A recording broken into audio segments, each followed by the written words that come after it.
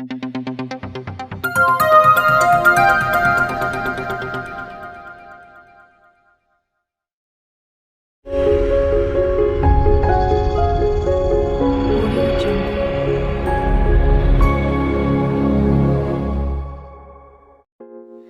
Lord. మత్తయి సువార్త 22వ అధ్యాయము చదువుకుందాం.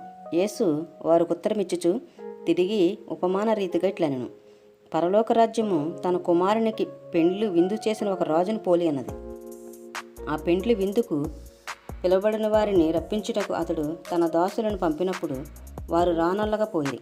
కాగా అతడు, ఇదిగో నా విందు సిద్ధపరిచి ఉన్నాను, ఎద్దులను క్రొవ్విన పశువులను వధింపబడినవి అంతయు సిద్ధముగా ఉన్నది, పెండ్లి విందుకు రండని పిలువబడిన వారితో చెప్పుడని వేరే దాసులను పంపెను. గాని వారు లక్ష్యము చెయ్యక ఒకడు తన పొలమునకును మరి ఒకడు తన వర్తకమునకును వెళ్ళిరి. తక్కిన వారు అతని దాసులను పట్టుకుని అవమానపరిచి చంపిరి. కాబట్టి రాజు కోపపడి తన దండ్లను పంపి ఆ నరహంతకులను సంహరించి వారు పట్టణము తగలబెట్టించెను. అప్పుడు అతడు, పెండ్లి విందు సిద్ధముగా ఉన్నది గాని పిలువబడిన వారు పాత్రులు కారు గనుక రాజ్యమార్గమునకు పోయి మీకు కనబడు వారందరినీ పెండ్లి విందుకు పిలువడని తన దాసులతో చెప్పెను. ఆ దాసులు రాజమార్గమునకు పోయి చెడ్డవారినేమి మంచివారినేమి తమకు కనబడిన వారందరినీ పోగు చేసిరి. గనుక విందుకు వచ్చిన వారితో ఆ పెండ్లి సాల నిండెను.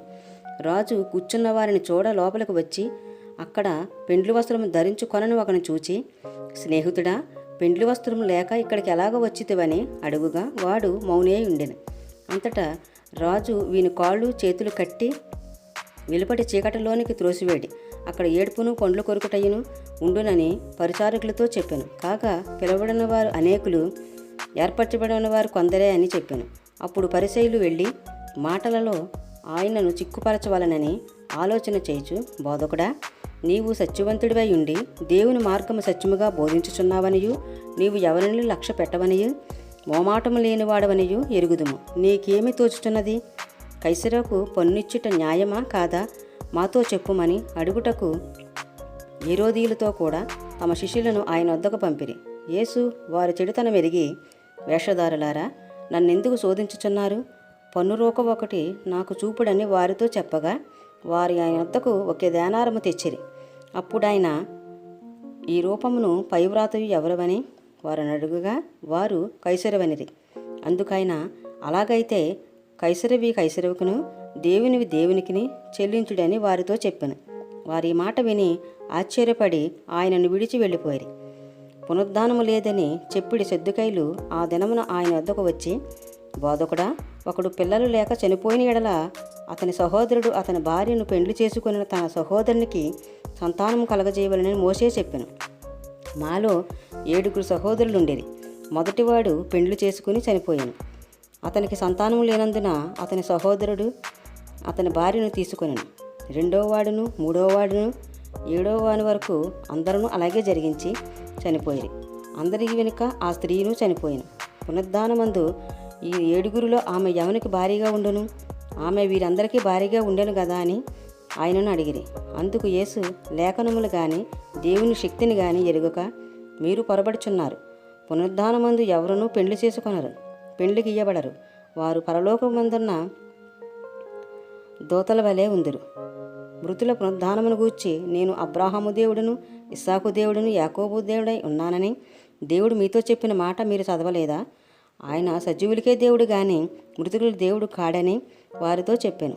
జనులది విని ఆయన బోధకు ఆశ్చర్యపడిరి. ఆయన సద్దుకైల నోరు మూయించెనని పరిసయ్యులు విని కూడి వచ్చిరి.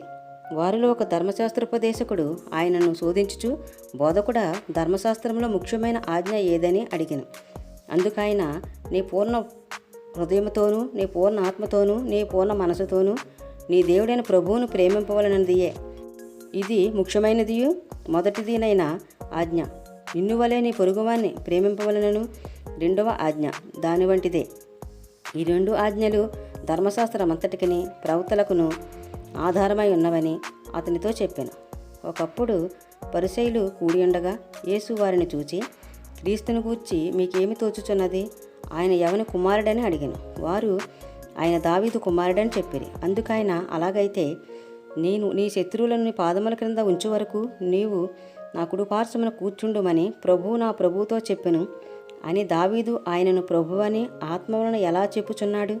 దావీదు ఆయనను ప్రభువని చెప్పిన యెడల ఆయన ఎలాగా అతనికి కుమారుడగునని వారు అడుగగా ఎవడునూ మారు మాట చెప్పలేకపోయాను. మరియు ఆ దినము నుండి ఎవడునూ ఆయనను ఒక ప్రశ్నయు అడిగి తెగింపలేదు.